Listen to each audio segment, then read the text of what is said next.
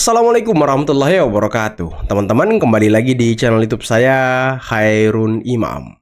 Gimana nih kabar kalian? Semoga kita semua selalu diberi kesehatan, kemudahan, dan juga limpahan rezeki dari Yang Maha Kuasa. Nah, di video kali ini kita akan menyaksikan beberapa tayangan yang sangat menarik dan juga sangat-sangat mengejutkan. Di mana Ibu Elida Neti, kuasa hukum dari Bang Egy Sujana, sepertinya sudah jengkel, sudah kesal dengan perilaku Roy Suryo yang selama ini memang selalu merendahkan orang lain dan menyebarkan tuduhan liar, dugaan fitnah, serta tidak mau kalah dalam debat apapun. Makanya Ibu Eli melabeli omongan Roy Suryo itu sudah bau kentut. Waduh. Nanti kita simak videonya ya. Karena selain itu saya juga punya tayangan di mana Rizik Syihab juga marah dan kesal kepada Presiden Prabowo karena omongan Presiden dalam pidatonya beberapa waktu yang lalu yang mengatakan bahwa kalau mau kabur sana ke Yaman. Waduh, tapi sayangnya Rizik Syihab menuding bahwa omongan Yaman ini berasal dari Jenderal Dudung. Waduh, apakah Rizik ini masih menyimpan dendam kepada Pak Dudung? Karena kan dulu Pak Dudung sempat menurunkan semua baliho dari FPI. Nah, terakhir kita akan menyaksikan bagaimana Bung Jahmada Girsang menyemprot dan menskakmat habis-habisan omongan dari Roy Suryo. Dan ini sangat-sangat luar biasa. Sampai ada pembahasan mengenai KMRT. Kira-kira apa ya? Nanti kita simak videonya. Tapi sebelum kita mulai, jangan lupa like, subscribe, dan share. Dan tanpa perlu berlama-lama lagi, mari kita mulai videonya berikut ini. Kalau dulu ada menteri segala urusan nyebut ngusir keluar negeri kalau mau protes-protes. Pak Luhut kayaknya tuh. Presiden kita minta nasihat, tahu-tahu ngomongnya sama, pergi keluar negeri. Nah, kalau mau protes-protes. Nah, sekarang ada tambahan malah, pergi ke Yaman. Pergi ke Yaman. Dari mana nih kata Yaman keluar, saudara? Ternyata ada sebabnya lagi. Apa tuh? Ada Jenderal Baliho. Jenderal Baliho?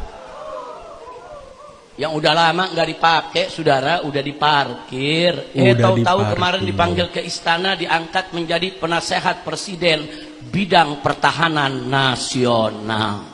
KSP, Pak, KSP. Dilantik lagi, saudara. KSP. Mudah-mudahan ini yang pertama dan terakhir buat Bapak Presiden. Kita doain biar Bapak Presiden dapat taufik dan hidayah. Tapi kalau Bapak Presiden terus mengulangi, terus ingin menjadikan orang-orang Yaman sebagai musuh, ya kami siap saja, Pak. Enggak, kami enggak mundur, kami enggak takut. Siapapun akan kami lawan. Bentar teman-teman. Emang siapa yang menjadikan Yaman sebagai musuh? Emangnya Pak Presiden menjadikan Yaman sebagai musuh? Kan enggak. Presiden hanya menyarankan kalau mau kabur ya silahkan kabur ke Yaman. Pak Presiden tidak pernah mengatakan kalau Yaman itu musuh kita, Yaman itu begini, begono, nggak pernah. Orang ini menafsirkan sendiri, kemudian memperlebar persoalan yang membuat mereka pusing sendiri. Aduh. Yang menyebarluaskan sikap rasis, fasis, benci dengan kesukuan, kurang ajar. Yaman itu bukan musuh bangsa Indonesia. Emang bukan. Omongan dari statement dari Roy Suryo sudah bau kentut. Tadi sempat bilang kalau bau kentut. Suryo sudah bau kentut. Nah, apa maknanya Bang? Begini, karena statement dia itu saja berulang-ulang udah 8 bulan. Ya. Yang disampaikannya seperti itu aja, nggak ada lain. Nah, dalam hal ini kan sudah busuk. Ya maknakan aja lah kalau saya bilang dia ngomong itu kayak kentut. Ya kan? Sudah bau, sudah nggak berkualitas gitu. Jadi di sini saya melihat mereka punya rencana bahwa dia bahas ini. Mereka bagi-bagi kerja. Jangan dibilangnya senior tapi bodoh. Masa Jahmada Girsang dibilang begitu? Wow, siapa tuh, Bu? Jahmada Girsang itu tempat dia mengadu tentang edukasi hukum. Dia hanya ngomong merasa sudah punya panggung, terus dibawanya emak-emak tukang sorak, nyorak-nyorak.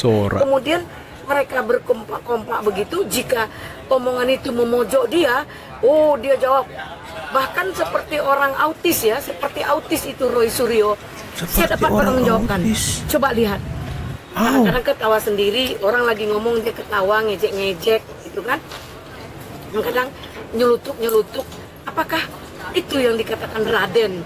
Oh, nggak ada moral dan etikanya dalam berbicara. Oh, bohong-bohong.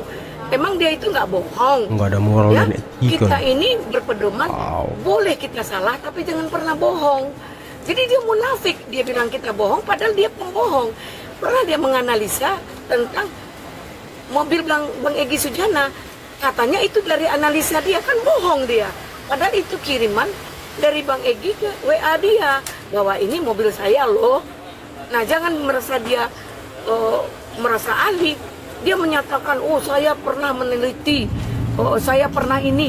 Legal standingnya apa? Kapasitasnya apa? Kapabilitasnya apa? Tentang kepentingan pribadinya untuk Jokowi, ijazah Jokowi itu.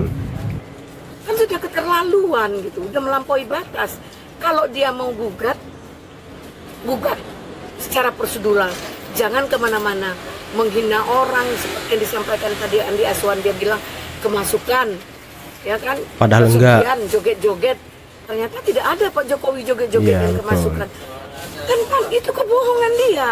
Jadi orang yang menunjuk orang cuman satu, itu 4 jari di tangan dia. Dia bilang kita bohong, padahal dialah pembohong itu. Makanya saya bilang omongannya kentut. Nah, Omongannya sekarang saya tanya, kenapa Bang Rasman di boykot. boykot? Boykot blokir. Katanya karena Bang Rasman tidak disukai oleh Roy Suryo dan Refli Harun. Kalau Bang Rasman hadir, Roy Suryo dan Refli Harun nggak mau hadir. Segitu pentingkah kehadiran mereka untuk perkara ini? Janganlah dibanding-bandingkan narasumber. Lagi sesudah saya dan Rismon ketemu Pak Jokowi langsung di rumahnya, vibrasinya itu kelihatan loh. Vibrasi orang tua, pemaaf, kalem. Dan aduh, sulit digambarkan rekan-rekan. Jadi oleh sebab itu sejak SP3 ini tentu kami membela Pak Jokowi dong. Nggak ada jalan lain dong.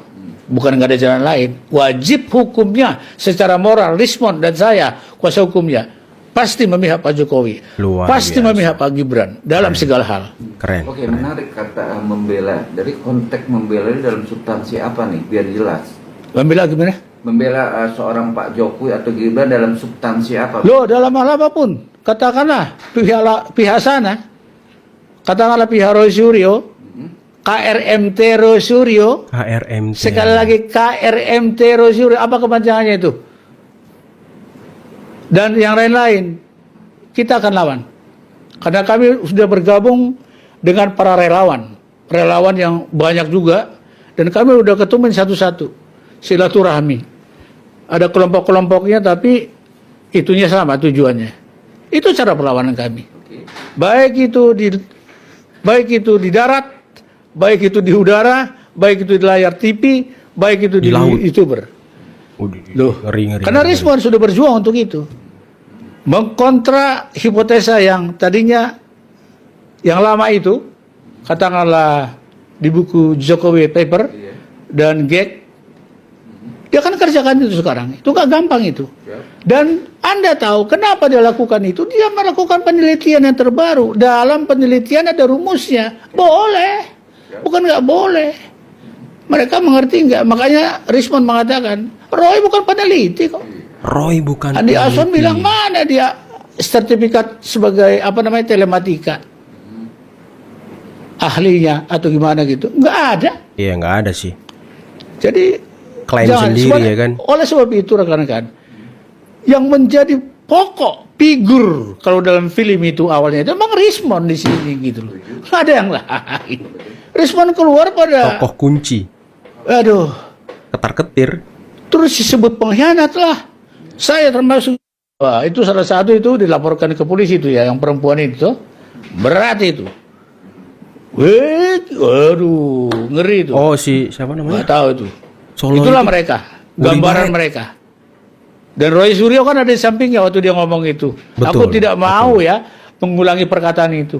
Mengulanginya saja aku tidak tega. Iya, itu perkataan bengis. Tega nggak Anda? Yang katanya gimana itu? Halal.